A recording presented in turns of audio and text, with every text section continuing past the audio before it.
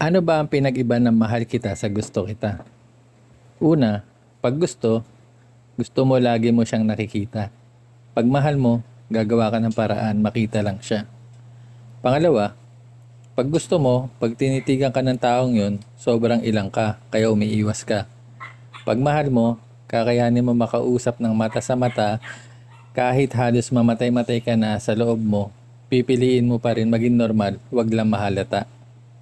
Pangatlo, pag gusto mo, nagseselos ka kasi may iba siya. Pag mahal mo, wala pa nga siyang ginagawa, nasasaktan ka na agad. Number 4, pag gusto mo, pag ayaw mo na kasi masyado ng masakit, aalis ka na. Tapos, continue na ang buhay. Pag mahal mo, kahit ilang beses kang sumuko, babalik at babalik ka pa rin sa pagmamahal mo sa kanya. So, yun lang mga lods. Thank you.